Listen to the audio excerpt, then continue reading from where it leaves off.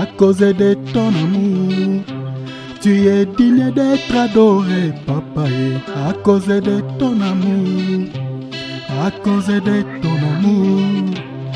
À cause de ton amour. À cause de ton amour, Seigneur. Merci, papa. À cause de ton amour, tu nous as donné la paix. À cause de ton amour dans ma vie. À cause de ton amour dans nos vies. Tu m'as donné la vie. Tu m'as donné la joie. Tu m'as donné la paix. Oh, oh. À cause de ton amour, tu es digne d'être adoré, Seigneur. À cause de ton amour, tu es digne d'être élevé, papa. Et à cause de ton amour, tu m'as donné la vie, Seigneur. À cause de ton amour, tu es digne d'être élevé, papa. Et tu m'as donné la vie. Tu m'as donné la joie, tu m'as donné la paix, Seigneur. Merci notre Père, merci. Parce qu'en Jésus, je suis sauvé, j'ai la victoire sur tous ces mondes. Un jour j'irai prédire, Seigneur, voici la fin de mes souffrances. Parce qu'en Jésus, je suis sauvé, j'ai la victoire sur tous ces mondes. Un jour j'irai prédire, Seigneur, j'irai là-bas, parmi les anges, près d'Emmanuel, me consoler, passant mon temps à la louange, dire en Jésus un grand merci. Dire en Jésus un grand merci. J'ai la victoire. Agis. Il n'a pas besoin de faire trop de zizanie. Sentons sa présence, crois seulement, tu verras la gloire de Dieu. Il a dit à Marthe, je te dis, si tu crois, tu verras la gloire de Dieu. Cette gloire dont il était question, il parlait à Marthe, c'était la résurrection de Lazare. Si tu crois, tu verras la gloire de Dieu. Ta situation sera décantée. Crois seulement. Crois bizarrement, s'il te plaît. Il est là. Il agit dans le silence. Il agit dans le calme. Il peut te toucher sans que tu le ressens. Il peut te toucher, il peut t'opérer sans douleur. Merci Seigneur. Merci Père. Merci pour ta présence. Merci pour ta présence. Merci Papa.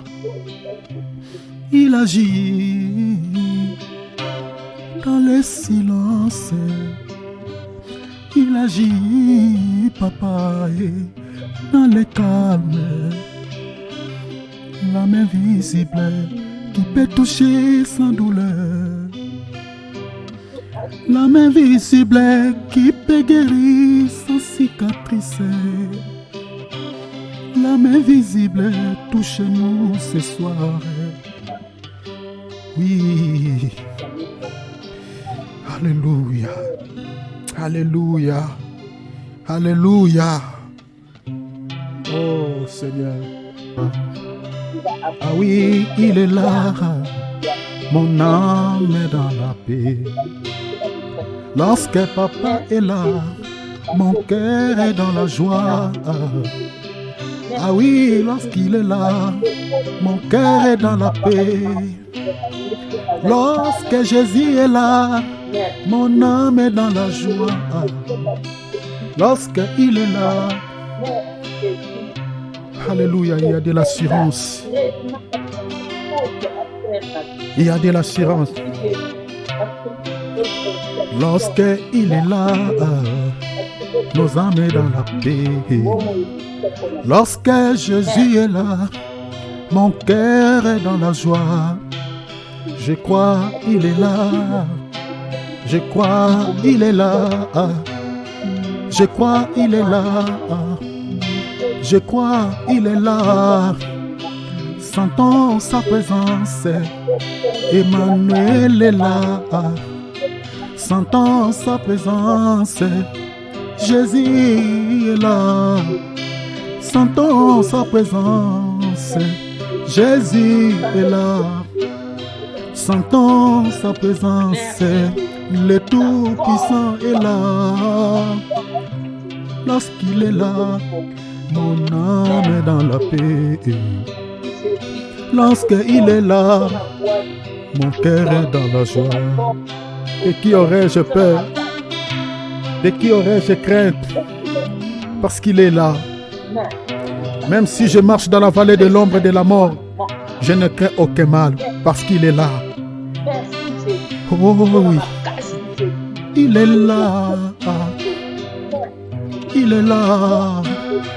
Jésus est là. Lorsqu'il est là, mon cœur est dans la paix. Lorsque papa est là, mon cœur est dans la joie. Lorsqu'il est là, mon cœur est dans la paix. Lorsque papa est là, mon âme est dans la joie. Oh, il est là. Il est là. Il est là, Jésus.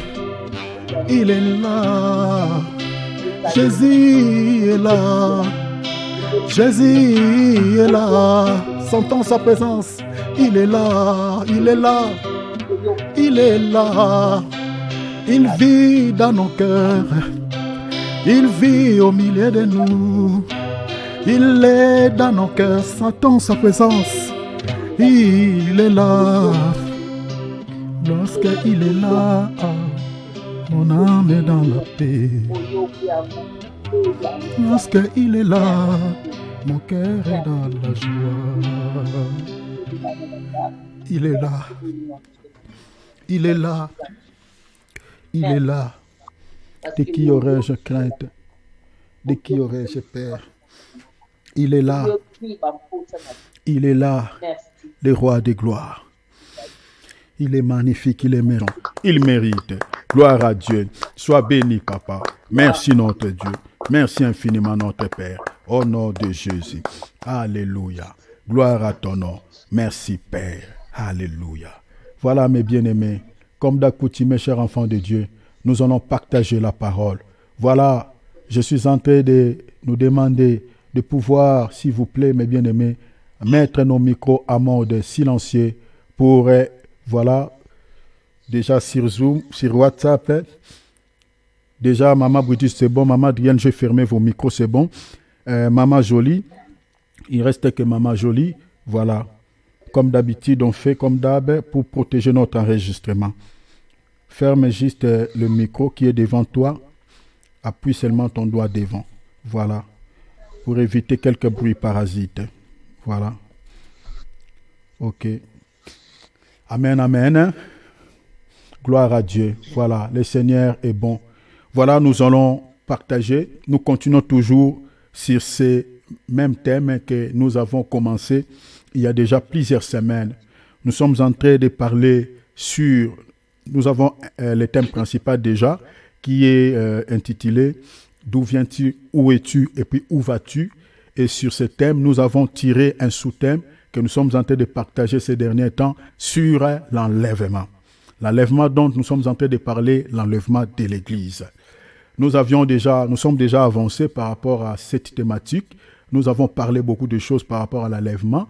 Et jusque-là, nous sommes attelés sur les signes qui nous indiquent le temps auquel nous sommes et que le Seigneur Jésus-Christ est tout proche à la porte. Donc, jusque-là, nous sommes attelés à ce niveau. Nous sommes en train de nous faire montrer, de nous faire voir les signes qui nous montrent que le Seigneur Jésus-Christ est proche à la porte, que très bientôt l'enlèvement de l'Église aura lieu. Pourquoi nous sommes en train de partager sur ce thème? Ce thème est important, hyper important, chers enfants de Dieu. L'espérance de la vie chrétienne, chers enfants de Dieu, si on enlève l'enlèvement, mes bien-aimés, l'espérance de la vie chrétienne n'a plus besoin, c'est-à-dire d'être parlée. C'est-à-dire, ça ne sert à rien de parler de la vie chrétienne. Donc, c'est-à-dire, on est plus, comme l'apôtre Paul a dit, nous sommes des plus malheureux de toutes les créatures de la terre. Si on enlève l'espérance de l'enlèvement. Parce que l'espérance de la vie chrétienne ou notre foi est basée sur l'enlèvement de l'Église. Parce qu'on ne peut recevoir la vie s'il n'y a pas l'enlèvement. Parce que la vie éternelle est caractérisée et liée par rapport à l'enlèvement. Quand nous serons enlevés, c'est par là que nous allons comprendre que la vie que le Seigneur nous avait promis, cette vie-là est réellement, c'est vraiment nous les vivons. Parce que ça sera le début de la vie, d'une vie sans fin. Alors, vraiment, c'est pour cela que je demande notre attention par les compassions de Jésus. Mes bien-aimés, veillez à ce que nous sommes en train de lire, veillez à ce que nous sommes en train de partager. Évitez toute distraction parce que la vie passe par la connaissance des Écritures. Alors, beaucoup des enfants de Dieu ne savent pas les temps auxquels nous sommes en train de traverser. Hier, on avait vu ensemble tous ici, on avait abordé sur la deuxième question, qui était notre deuxième grande ligne, et puis sur la troisième question, qui était aussi notre troisième grande ligne. La deuxième grande ligne, nous avions expliqué ici par rapport à cette question. La question était celle de savoir l'enlèvement de l'Église aura lieu à quel temps ou à quel moment précisément selon la Bible. Parce que beaucoup disent que non, le Fils lui-même ne connaît pas même le temps, les anges non plus, et nous maintenant. Et nous, sur cette terre, il y a eu des gens, comme on avait vu hier, qui ont tenté de donner une date par rapport à l'enlèvement et puis par rapport à la fin du monde. Je vous avais donné des cas des témoins de Jéhovah et les Mayas qui ont osé de pouvoir donner des dates par rapport à l'enlèvement, par rapport à la fin du monde. Ils ont leur calendrier qu'ils utilisent. Malgré leur calcul, tout ce qu'ils avaient fait, cela n'a pas été exact. Cela a échoué. Les gens, ils ont entendu ce qu'ils avaient dit à des dates là, cela n'était pas concrétisé. Donc, l'enlèvement de l'Église, il y a une date par rapport à ça. La Bible nous donne une date. Mais la date dont je parle ici, ce n'est pas avec les calendriers que nous utilisons, mais nous utilisons les calendriers du Seigneur. Et les calendriers que nous sommes en train d'utiliser du Seigneur ici, c'est calendriers pour bien les déchiffrer ou comprendre les temps ou calculer les temps. Mais bien aimé, il faut avoir la connaissance des Écritures, c'est-à-dire mélanger les versets bibliques pour pouvoir comprendre à quel temps l'enlèvement de l'Église aura lieu. Donc on n'utilise pas les calendriers grégoriens que nous utilisons, ni les calendriers juifs, mais on utilise les calendriers qui est la Sainte Parole. Et c'est par rapport à ces livres que nous pouvons déchiffrer la date aura lieu l'enlèvement de l'Église. Alors, par rapport à la deuxième question, on avait dit ceci, que l'enlèvement de l'Église aura lieu selon les Écritures à minuit, ou soit au milieu de la nuit. Nous avions expliqué minuit, que minuit, dans le sens littéraire, explique le début d'une nouvelle journée ou la fin d'une journée ou de la journée. Alors, par rapport au début d'une nouvelle journée, nous avions dit que minuit, par rapport aux prophéties bibliques, va être au fait le début d'une nouvelle journée pour un peuple. Et le même minuit sera la fin de la journée pour aussi un autre peuple. Et ce peuple-là n'est rien d'autre que l'Israël et l'Église. C'est-à-dire, minuit comme étant le milieu du temps, ça sera le début d'une nouvelle journée pour le peuple d'Israël parce que la grâce que nous avons aujourd'hui va retourner à l'Israël. Mais maintenant, le même minuit sera aussi la fin de la journée pour le peuple que j'explique, l'Église. C'est-à-dire, ça sera la fin des temps. Voilà pourquoi je crois que si le Seigneur nous donne le temps la semaine d'après, parce que demain, c'est notre bien-aimé Jeto qui va intervenir. La semaine d'après, je crois qu'on parlera sur les débuts de chaque temps. C'est-à-dire, dans la Bible, nous avons au moins 4 entités. C'est-à-dire, nous avons les mondes, les débuts de ce monde et la fin de ce monde. Nous avons les débuts de la nation d'Israël. Nous avons la fin de cette nation. Nous avons les débuts de l'Église et la fin de l'Église. Donc, nous avons la fin de toutes ces choses. Alors, on va l'expliquer par la grâce de Dieu peut-être la semaine d'après, parce qu'il y a plusieurs débuts et plusieurs fins. Alors, aujourd'hui, nous sommes en train de vous donner, chers enfants de Dieu, les signes qui nous montrent noir sur blanc que nous sommes bien et bien à la phase finale. Nous sommes minuit.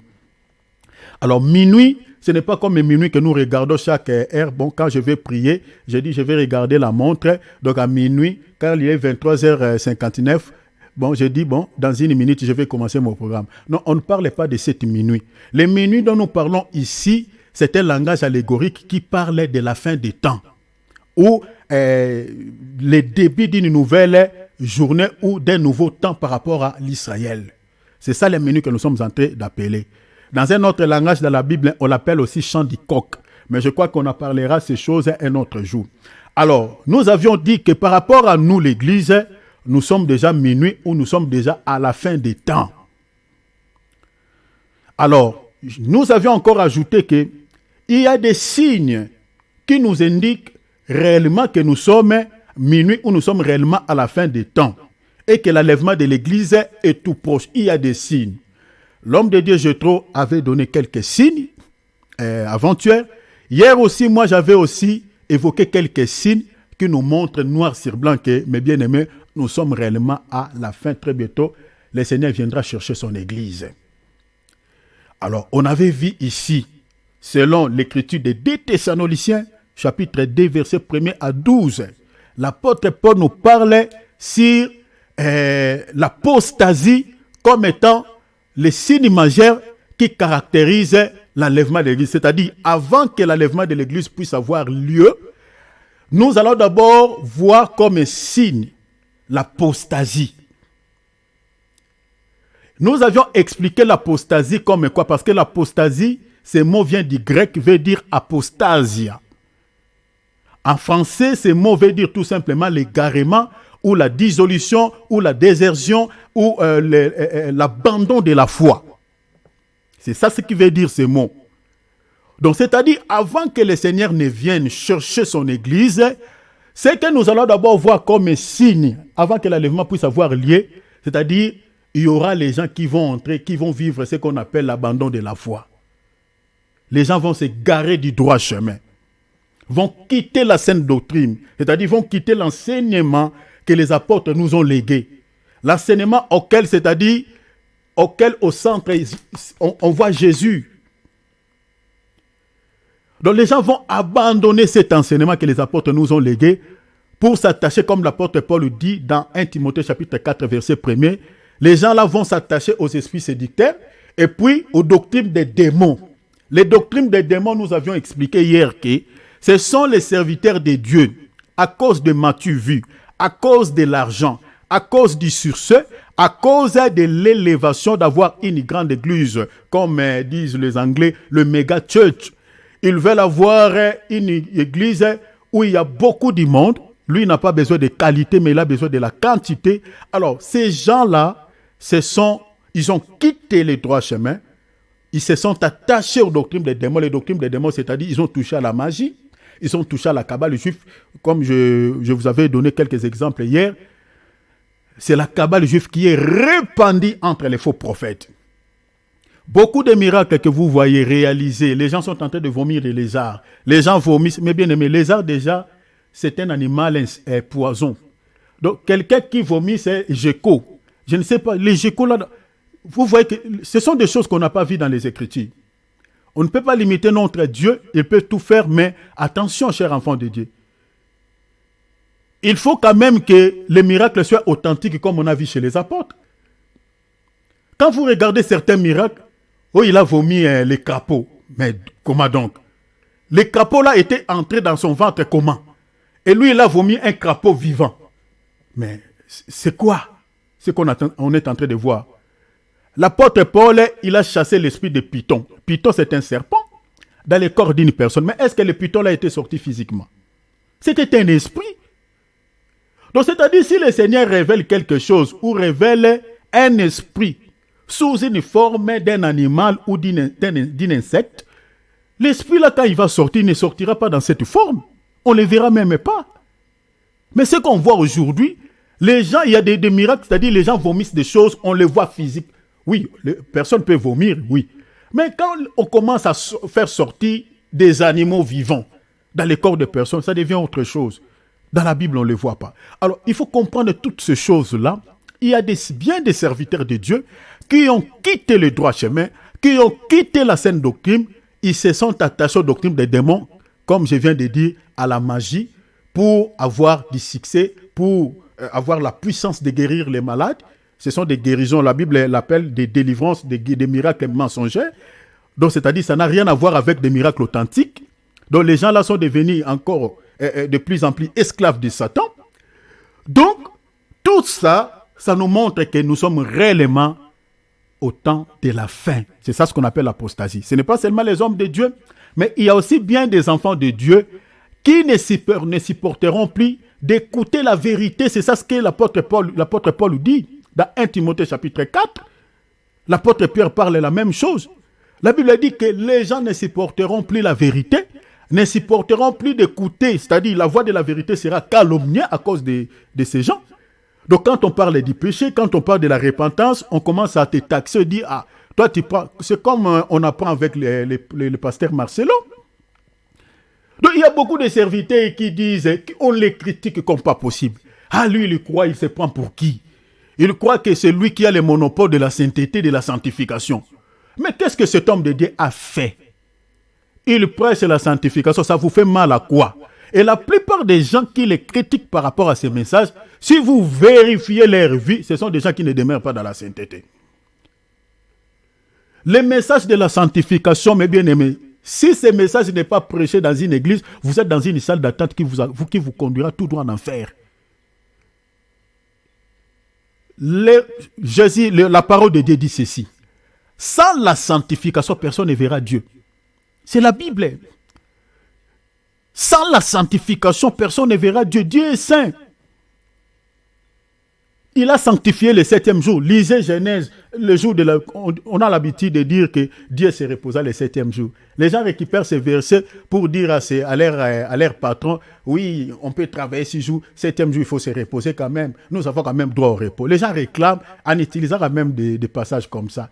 Quand même, Dieu s'est reposé. Est-ce que Dieu peut se fatiguer? Les repos de Dieu, là, vous les prenez physiquement. Genèse, c'est un livre prophétique. La Bible dit, Dieu se reposa le 7e jour. Donc, c'est-à-dire, dans le chiffre 7, nous avons les repos. Non seulement les repos, on a aussi la bénédiction. La Bible dit, Dieu a béni le 7e jour.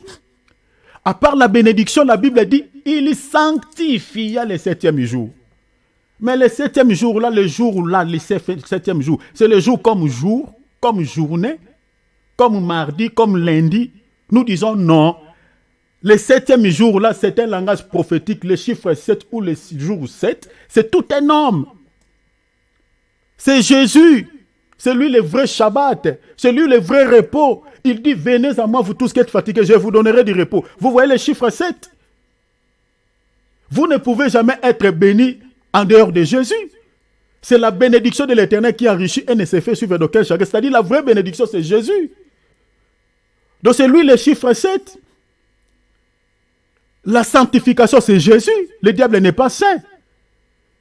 C'est Dieu qui sanctifie. La Bible dit que le Dieu de paix vous sanctifie de tout votre être. Donc vous ne pouvez être sanctifié si Jésus ne vous sanctifie pas. La Bible dit que vous êtes déjà pur à cause de la parole que vous écoutez. Jean chapitre 15, verset 3. Donc c'est la parole qui sanctifie. Donc vous comprenez que le jour 7 ou le chiffre 7, c'est Jésus. Donc, la sanctification, c'est lui. Alors, sans la sanctification, personne ne verra le Seigneur. Alors, si ce message n'est pas prêché dans nos assemblées, comment est-ce que les gens seront sauvés? Je vous avais montré ici que la repentance est liée au royaume. C'est-à-dire, s'il n'y a pas la repentance, les gens, le paradis n'est pas, le royaume n'est pas. Jean-Baptiste a prêché la repentance et le royaume. Jésus est venu, il a prêché la repentance et le royaume. Ses apôtres aussi ont prêché la repentance et le royaume. Mais regardons aujourd'hui ce qu'on nous présente comme évangile. Ah, vous ne mangez pas bien, c'est le social. C'est le social, c'est le matériel. Ah, j'ai dit qu'on a dit ce qu'on ne vient pas. On a besoin de ces choses. Mais ça ne peut pas être le primo. Ça ne peut pas être au cœur de l'évangile. Loin de là. D'ailleurs, ce sont des choses, même si on ne demande pas à Dieu. Dieu peut nous les donner. Les païens ne demandent pas les mariages. Les païens ne demandent pas pour être bénis. Les riches de ce monde, ce sont les païens. Ils ne prient pas pour avoir ces richesses. La bénédiction matérielle, Dieu peut vous les donner, mais il y a déjà des principes où Dieu a déjà mis en place. Ce qu'un homme aura semé, il les récoltera. Les païens sèment, ils récoltent. Un enfant de Dieu aussi, s'il sème, il va récolter parce que s'il entre dans les principes, il va récolter. Donc si tu travailles, travailler là, ton travail là, c'est ça, ta semaille. Et à la fin du mois, tu vas récolter ce que tu avais semé. Donc si tu entres seulement dans les principes, tu vas récolter. Donc vous n'avez pas à déranger Dieu peut-être matin, midi, soir, prier. On peut prier pour le travail. Si ton travail, par exemple, oui, il y a des esprits qui peuvent bloquer aussi la finance de quelqu'un, qui peuvent bloquer le travail de quelqu'un. Dans ce domaine-là, on peut prier. Mais en croyant que la manne tombera du ciel, Dieu va ouvrir les écluses des cieux et il y a de l'argent qui va tomber comme on voit sur Internet. Ça, c'est du mensonge. Et l'évangile qu'on présente aujourd'hui aux gens, c'est l'évangile de prospérité qui est lié au matu-vie, qui est lié aux choses de la terre. Au centre, il n'y a pas Jésus. Alors nous disons que les gens qui prêchent de tels messages, qui égarent les enfants de Dieu avec des messages qui caressent au sens du poil, ce sont des gens-là qui sont tombés par l'apostasie. Parce que quand on regarde Christ au centre du message, Christ n'est pas, à nous comprenons que cet évangile ne vient pas de Dieu, c'est ça ce qu'on appelle la doctrine des démons. Alors, nous avions parlé beaucoup de choses par rapport à ça. Nous avions expliqué l'apostasie, que ce soit aux chrétiens qui sont en train de suivre ces gens. Parce que la Bible dit, plusieurs les suivront. Plusieurs vont suivre ces gens. Pourquoi? Parce qu'ils prêchent le message qui touche plus la chair.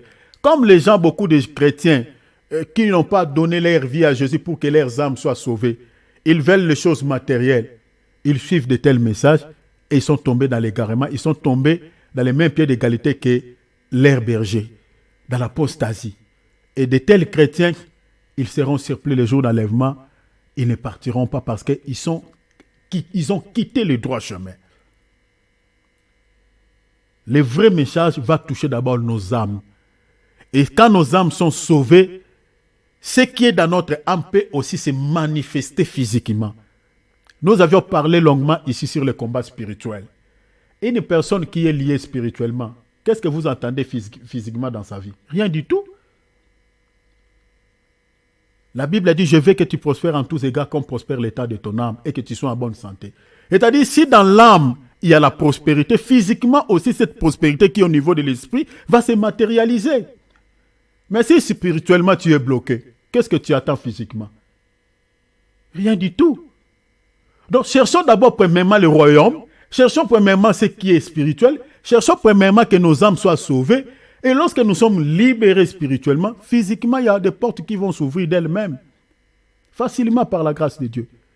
Donc ça, c'est ce qu'il faut retenir. Alors, beaucoup de serviteurs, beaucoup de chrétiens sont tombés dans l'apostasie, c'est-à-dire dans l'abandon de la foi, qui se sont retournés dans des fables, dans des choses inutiles. J'aimerais ajouter quelque chose par rapport à ça. Nous sommes en train de parler des signes. Alors, l'apôtre Paul a dit que quand vous verrez toutes ces choses, les gens sont en train de renier leur foi, d'abandonner la vie chrétienne. Comprenez que nous sommes réellement proches à l'enlèvement. Ce sont des signes qui nous montrent que très bientôt l'enlèvement de l'Église aura lieu parce que c'est l'apostasie, c'est ça ce dont la Bible parle. Je suis dans 2 Thessaloniciens chapitre 2, je lis à partir du verset 3, je vais descendre jusqu'au verset 7. Suivez-moi ici, je vais toucher un autre aspect. Hier, j'avais parlé un tout petit peu par rapport à ça. Aujourd'hui, j'aimerais encore ajouter quelque chose par rapport à ça. La Bible dit ceci, 2 Thessaloniciens chapitre 2, versets 3 à 7. Que personne ne vous séduise d'aucune manière, car il faut que l'apostasie soit arrivée auparavant. Donc j'ai parlé déjà sur l'apostasie. Deuxième des choses, l'apôtre Paul dit, et qu'on ait vu paraître qui? Qu'on ait vu paraître l'homme du péché, le fils de la perdition.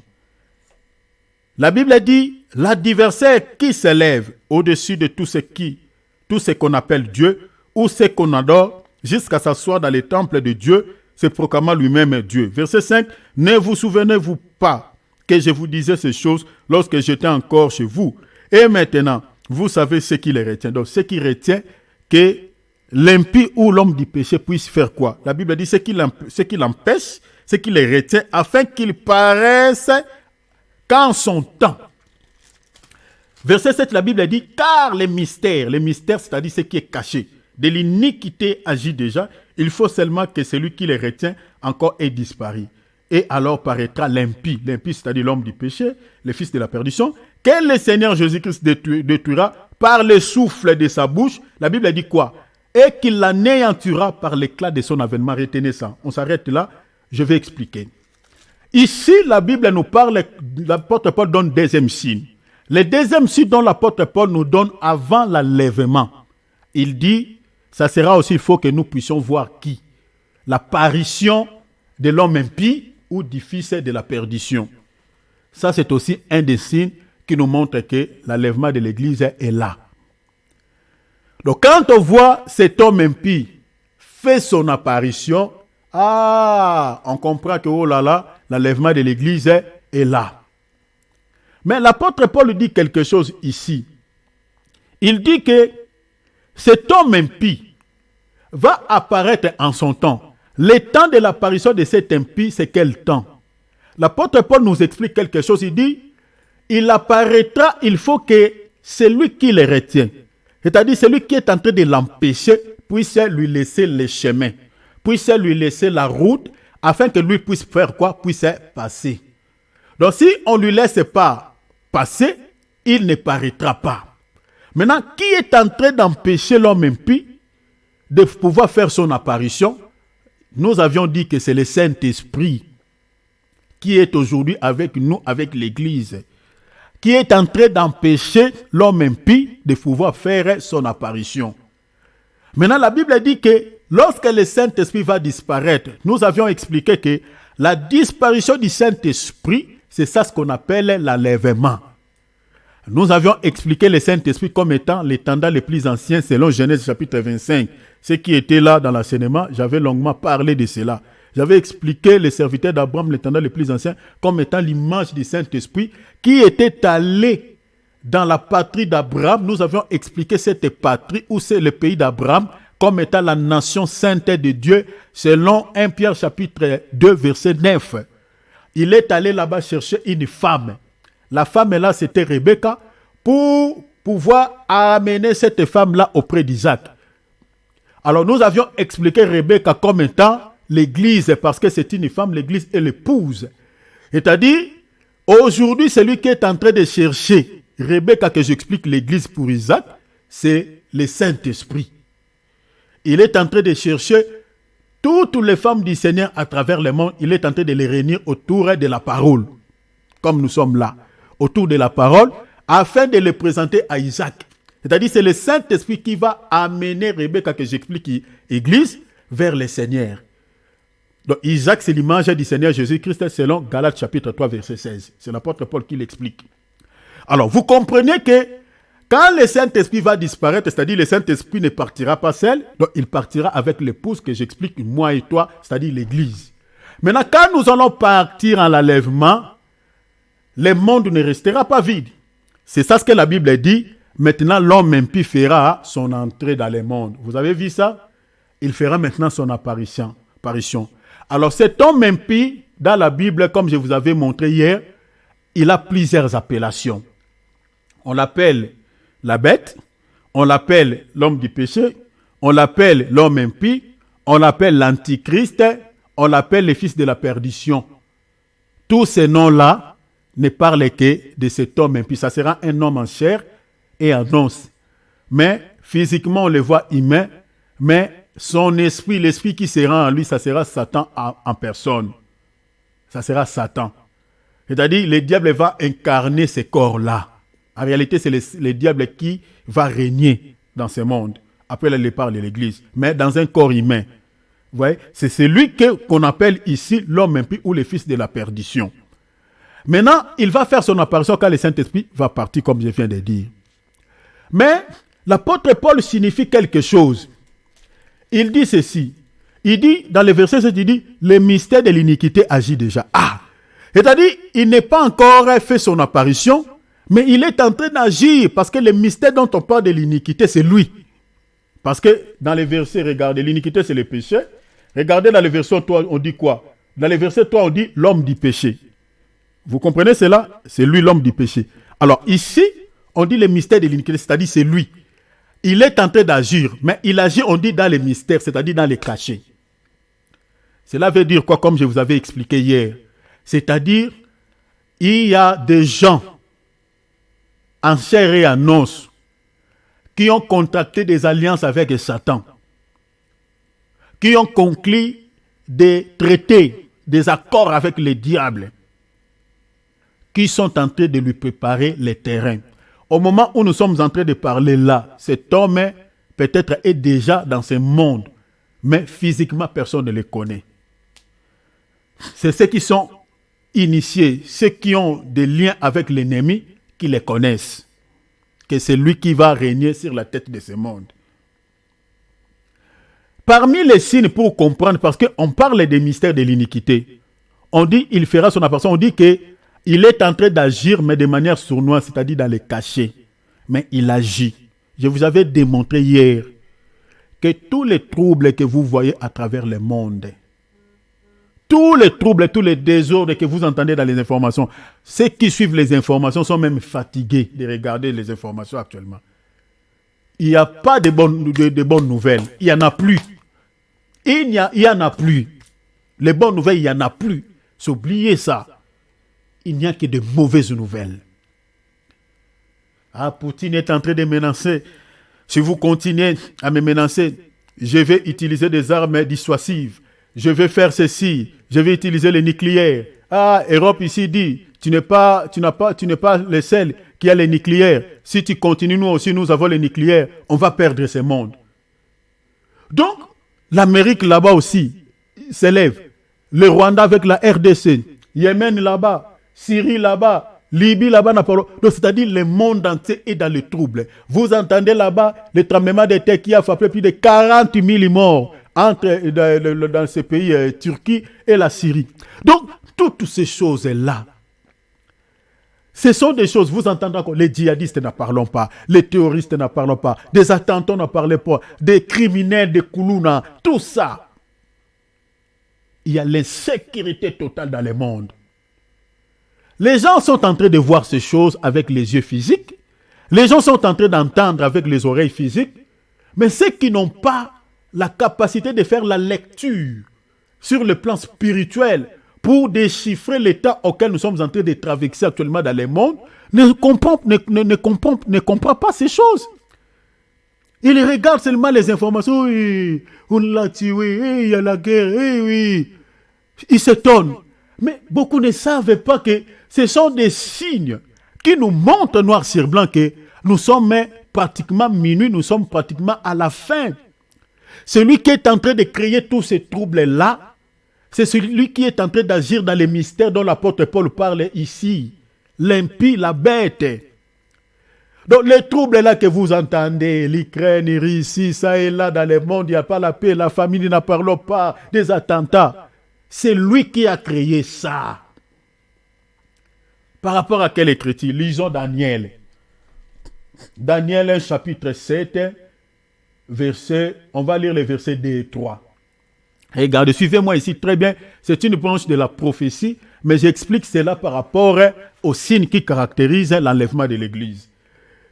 Au cours de mes visions, ça c'est Daniel, le prophète Daniel, au cours de mes visions nocturnes, j'ai regardé et voici que les 4 vents de cieux agitaient la grande mer. Je suis dans la traduction Semer, vous pouvez lire avec vos traductions. Il y a eu le vent qui agite quoi? La grande mer. Maintenant, qu'est-ce qui s'était passé après cette agitation? Verset 3. Puis 4 grandes bêtes montèrent de la mer, différents les unes des autres. Vous voyez ça? Donc, c'est-à-dire, après l'agitation de la mer, il y a des bêtes qui sont sorties de la mer. Ici, on nous parle de 4 bêtes. Mais les mêmes écritures, prenons Apocalypse, les mêmes écritures, parce que si vous regardez, vous lisez jusqu'au verset, vous descendez au verset 4. Les bêtes ici, il y a un qui était semblable au lion, il y a un qui était semblable à l'ours, l'autre était semblable au léopard, et l'autre n'avait pas de ressemblance. La Bible dit seulement qu'il était terrifiant, il était terrible.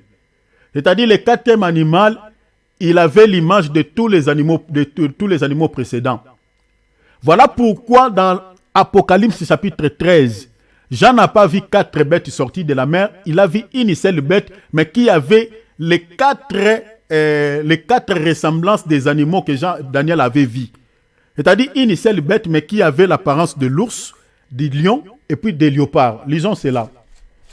Donc c'est pour parler qu'il n'y avait qu'une seule bête, mais qui a l'aspect de 4 animaux. Lisons Apocalypse chapitre 13. Je vais vous expliquer quelque chose par rapport à cela. Je suis dans Apocalypse chapitre 13. Je lis le verset 1er et 2. Puis j'ai vu monter de la mer. Daniel a vu toujours dans la mer.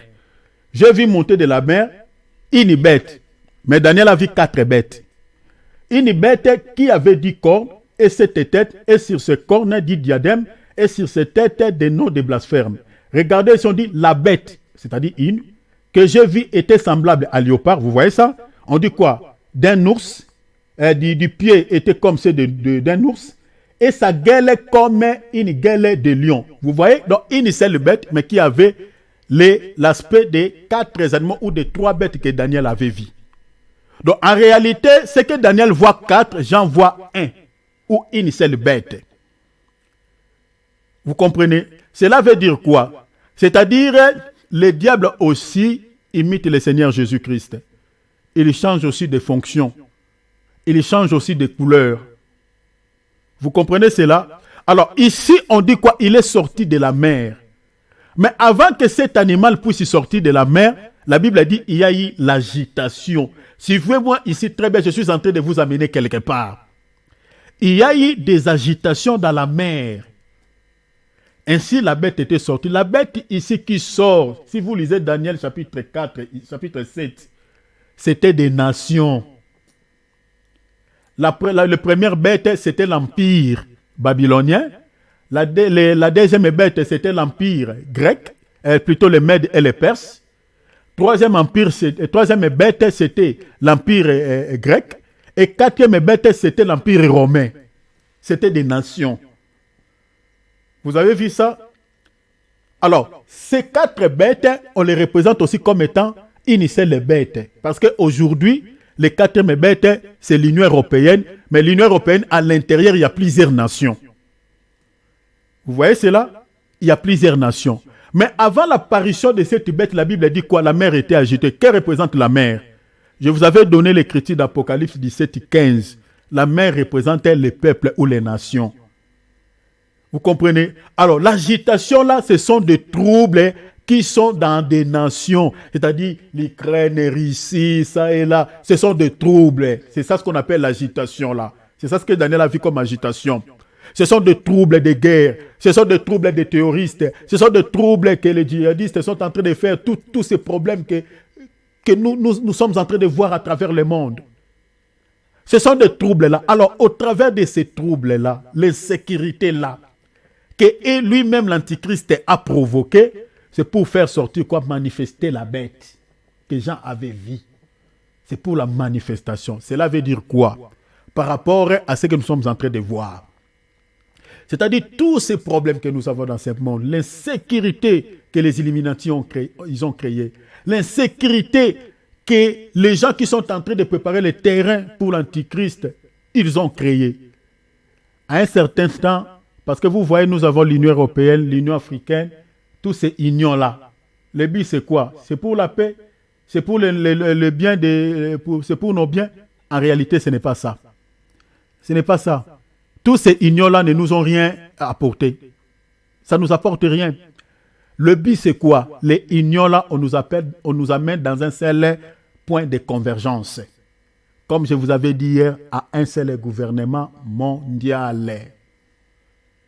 Dans ce gouvernement, parce qu'ils vont créer une loi en disant, comme je vous avais parlé ici il y a plusieurs mois passés, je vous avais dit que l'ONU a déjà subdivisé ce monde à 10 territoires conformément à la prophétie des gens selon Apocalypse chapitre 17 par rapport aux 10 rois. Il a subdivisé le monde à 10 territoires et dans chaque territoire, il y aura un roi, comme dit l'Écriture. Vérifiez, mes bien-aimés, sur le net, vous allez voir, mes bien-aimés, ces documents. Vous comprenez? Alors, les gouvernements, ils vont créer, parce que regardez, il y a toujours des conférences. Il y a des chefs qui quittent l'Europe, ils y vont en Afrique, en Asie, ça et là. Qu'est-ce qu'ils sont en train de parler? Ils cherchent quoi? Soi-disant la solution. Mais la solution qu'ils cherchent, le but, c'est quoi? Sachez-le bien, bel et bien, chers enfants de Dieu, lorsque le temps va sonner, vous allez entendre, ils vont dire, bon, cessez les faits, on va arrêter toutes ces guerres, on va faire un gouvernement mondial pour que nous menions tous une vie paisible. On ne peut pas continuer à s'entretuer comme ça, à se tuer les uns les autres. On va cesser les armes, on va cesser la guerre, on va maintenant vivre la paix. Ils vont créer un seul gouvernement. Ils vont créer une monnaie unique. Ils vont mettre à la tête de ce gouvernement un homme. L'homme qu'on mettra à la tête de ce gouvernement, chers enfants de Dieu, cet homme-là, c'est lui, l'homme dont la Bible parle, l'homme du péché. Il sera un homme charnel, un homme physique. On va vous donner aussi sa biographie. Il est né de telle famille, tout ça. Parce que le diable est le père du mensonge. Il peut tout fabriquer. Il est d'origine telle. On peut lui fabriquer toute l'identité. Et on vous lui présente qu'il est de telle nationalité. C'est lui qui va diriger ce monde. Qu'il sera à la tête du gouvernement.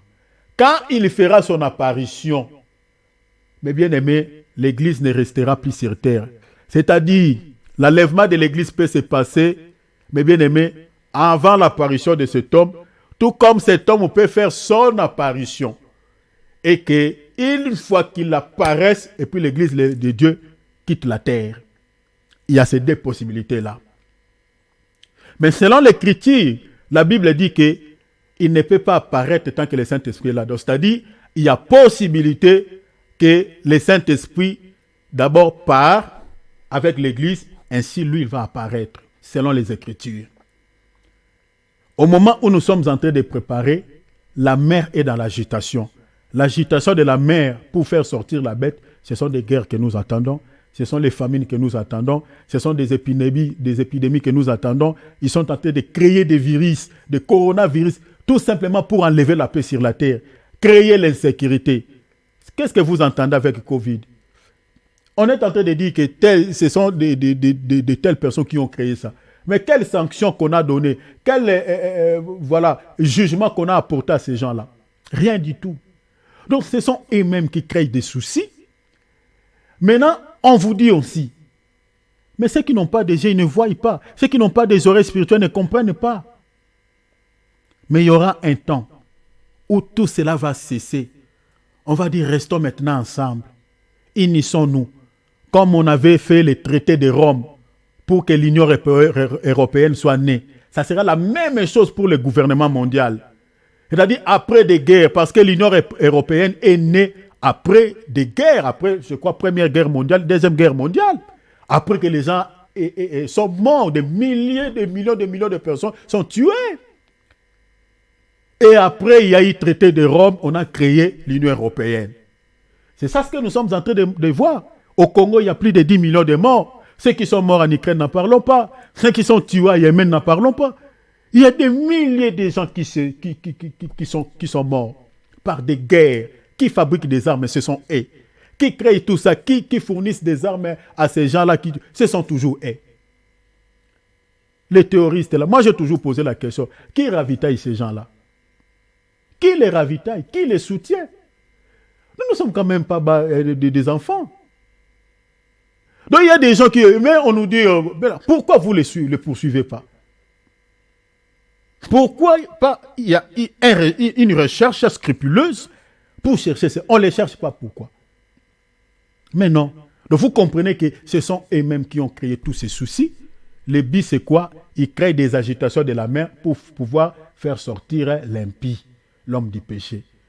Alors ça c'est un signe majeur. Donc tous ces troubles que nous voyons à travers le monde, c'est un grand signe, mais bien aimé, comme l'apôtre Paul nous l'a montré, qui annonce que l'enlèvement de l'Église est tout proche.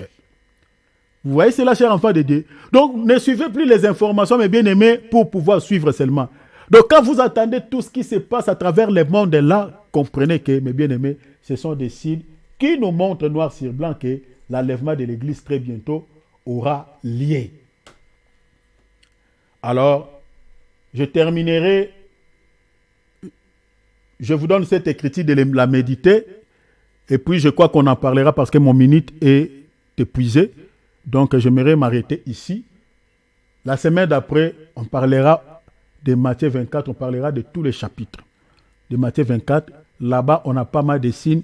Je vous démontrerai, mes bien-aimés, mot à mot, phrase après phrase, virgule après virgule, mes bien-aimés, par rapport à ce que nous sommes en train de voir dans le monde.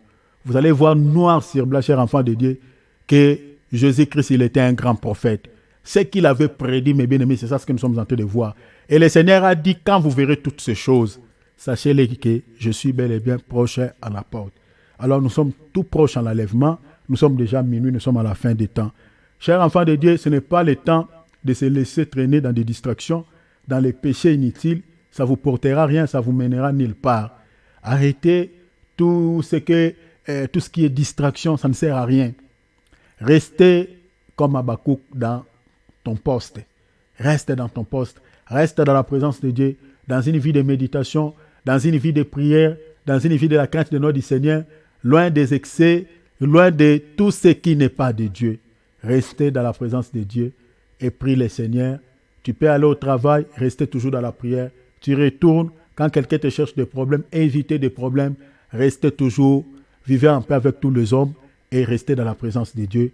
Parce que l'enlèvement de l'Église interviendra, comme l'homme de Dieu, je t'avais dit, de manière brusque.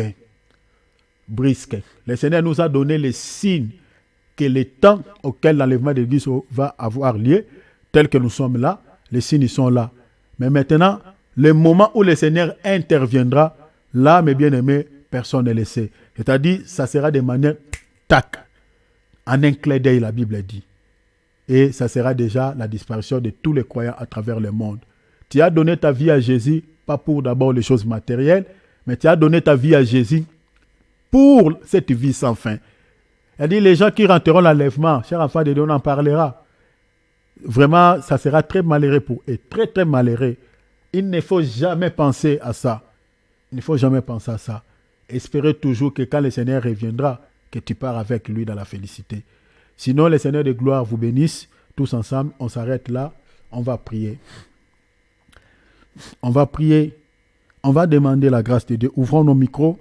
On va demander la grâce de Dieu, la persévérance. Que le Seigneur puisse nous donner tous la force de persévérer dans la prière, dans sa présence, cher enfant de Dieu. Demande vraiment au Père, dis Seigneur, j'ai donné ma vie à toi. Seigneur, pour vivre auprès de toi un jour. Pas pour aller passer mon éternité en enfer. Papa, j'ai des faiblesses, mais aidez-moi, Père, à demeurer dans la crainte de ton nom, à marcher conformément à ta parole. Prions, cher enfant de Dieu, au nom de Jésus. Papa, merci pour ces temps que nous avons passés. Seigneur, aidez chacun de nous à demeurer, Seigneur, dans la crainte de ton nom. Papa, tu nous as parlé que les signes sont là, les signes sont visibles. Seigneur, ô notre Dieu, merci de nous avoir parlé, merci de nous avoir interpellés. Oh, sois béni, Papa. Merci infiniment, Père éternel. Merci, notre Dieu, parce que tu veux que, Seigneur, que nous puissions, Seigneur de gloire, ne pas rater l'enlèvement. Tu veux que nous puissions hériter les cieux.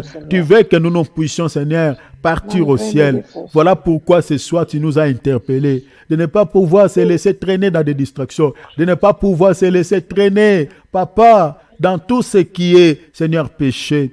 Tu veux que nous puissions vivre dans une vie de la crainte de ton nom. Que nous menions une vie de sanctification.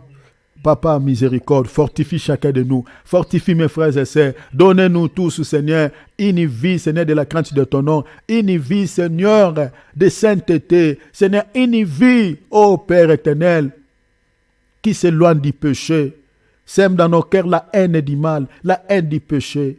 Que nous puissions, Seigneur, s'attacher à toi et à ta parole. Que ton nom soit béni, Père. Merci, Seigneur.